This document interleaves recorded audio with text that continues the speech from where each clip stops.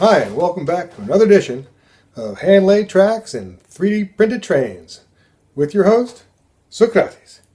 Today we're going to take a look at a little project I'm working on, 3D printing a train re-railer. If you looked at my intro video, there's a tiny little scene with the trains getting pulled along. I don't have a locomotive yet, so I kind of pulled them by hand, and I only have one piece of Atlas Flex track, so I had to place the tracks on by hand, and it was a lot harder than I expected. Every time the scene didn't go right and I had to do it again, oof, that was a lot of extra effort. And I thought, you know what I need? I need one of these, some form of re-railer. That's what I need. Of course, at the moment, everything's shut because of coronavirus anyway, and the idea is to 3D print everything you can, so I might as well print it. So what I did is I went to Thingiverse. I figured, let's see if somebody else has an idea already, something to give, at least to use as a guide. And Northern Paul has a re-railer for 00 and HO scale. Now, I'm using N scale, so at the very least I had to adjust the file because I couldn't print an HO one. I couldn't just simply, at the very least I had to make it smaller, and it wouldn't quite work that way. And I was able to adjust the file in SketchUp and start from there. And basically I ended up with this sort of a small wedge.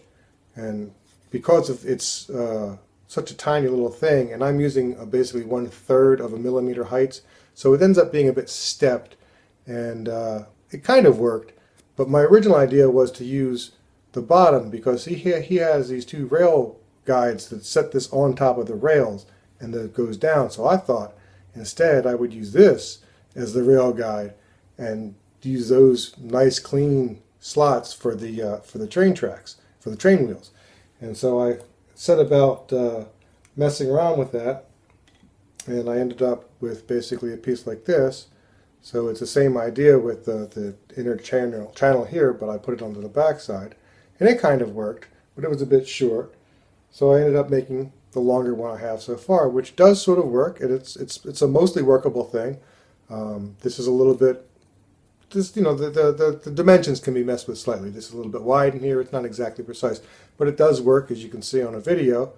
I'm going to improve it one more time. I've changed the dimensions again. I'm going to print, but I'm running out of light, so I thought I'd make the video.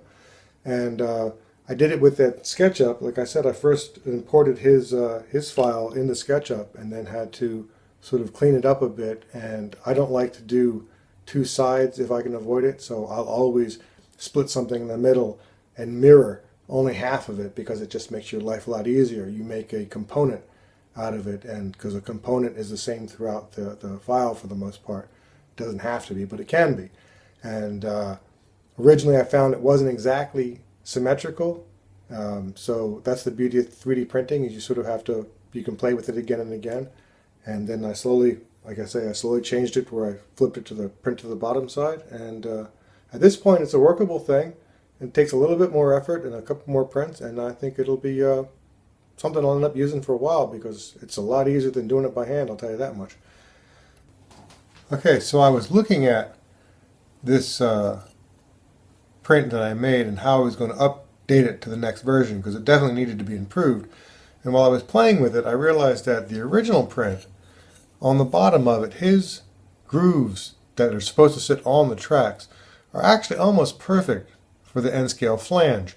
So what I'm going to do is I'm going to go back, start again with the same beginning print, make the inside to the front to the same dimensions as the front because he has a bit of an angle in there.